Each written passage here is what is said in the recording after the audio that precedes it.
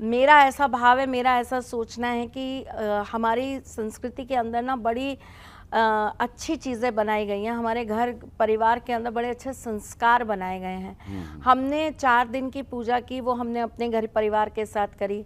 हमने अपने पूरे परिवार, अपने कुटुंब के साथ करी।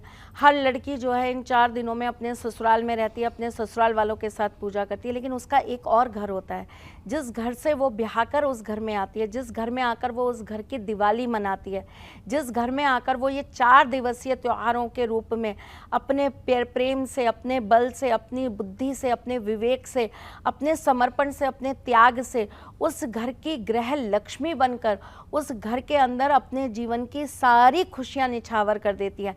तो ये जो 5वां दिन है ना, ये उस परिवार के लिए है, उस घर के लिए है जिस घर में उसका जन्म हुआ, जिस घर के अंदर वो बेटी बनकर आई, जहाँ से उसको उस दूसरे घर में जाने के संस्कार मिले, दूसरे घर को अपनाने के संस्कार मिले। तो ये 5वां दिन जो है ना, ये उस बेटी के लिए है जो उस दिन अपने घर जाती है, अपने मायके जाती है, अपने भाई को तिलक करती है और उसको ये बताती है कि मैं वो घर तो बहुत अच्छे से संभाल रही हूँ भैया, लेकिन मैं साथ साथ में इस घर की भी बेटी हूँ, मैं तेरी भी बहन हूँ, मैं इस घर का भी एक हिस्सा हूँ। तो आज मैं यहाँ आई हूँ ताकि मैं इस घर को भी उसी तरीके से संवार सकूं। और इस दिन वो माँ लक्ष्मी के रूप में अपने मायके को आशीर्वाद देकर जाती है कि ये घर हमेशा फलता फूलता रहे, इस घर के आंगन में हमेशा जो है खुशियों का वास रहे, इस घर के अंदर मैं जब भी आऊँ ये घर हमेशा दिन दुगना रात चौगनी तरक्की करता दिखाई दे, मेरे भाई को जो है हमेशा खुशियां अपार मिले, मेरी भाभी हमेशा खुश रहे, उसके बच्चे हमेशा खुश रहे।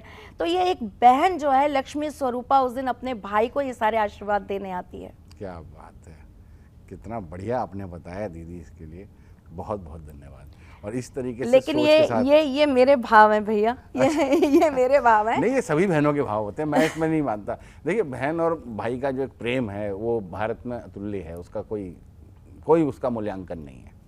ये जो प्रेम है हमारे सनातन धर्म के अंदर भाई बहन वाला, इसका लिए कोई वो नहीं है। देखिए भैया, मैं तो अपने घर में सबसे बड़ी हूँ और मेरे सारे भाई मेरे से बहुत छोटे हैं।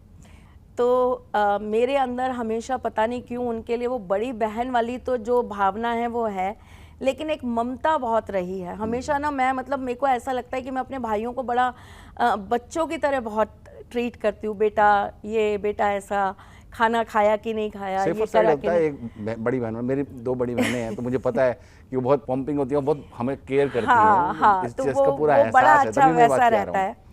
लेकिन हमारी जो भाई दूज होती है इसके अंदर बहुत सारी अलग चीज़ें भी हैं।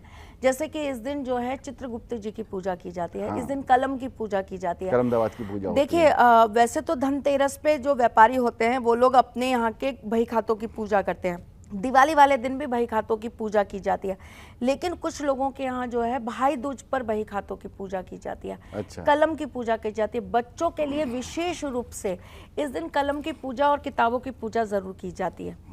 ठीक है, ये जो त्योहार है ये माँ यमुना और यम जी का त्योहार है। तो इस दिन ऐसा कहते हैं कि अगर भाई बहन एक दूसरे का हाथ पकड़कर माँ यमुना के अंदर डुबकी लगाते हैं तो यम जो हैं वो उनके ऊपर कभी भी समय से पूर्व अपनी दृष्टि नहीं डालते हैं। मतलब ऐसे भाई बहनों को अकाल मृत्यु का भय नहीं रहता। हाँ, ये त्यौहार मथुरा वृंदावन की साइड पे बहुत ज़्यादा मनाया जाता है। उस दिन बहन जो है भाइयों के यहाँ जाती है तो वो यमुना जी में साथ जाके डुबकी लगाते हैं। ये त्यौहार मैंने देखा भी है। और यमुना जी को इसी दिन विशेष रूप से साड़ी और श्रृंगार चढ़ाया। हाँ, वो एक बारी यमुना जी जो है वो किसी बात पर नाराज होके आ गई थी यहाँ, तो भगवान यम उनको बुलाने आए थे। तो ये वही दिन है, इसकी कथा आती है हमारे पुराणों के अंदर। जी।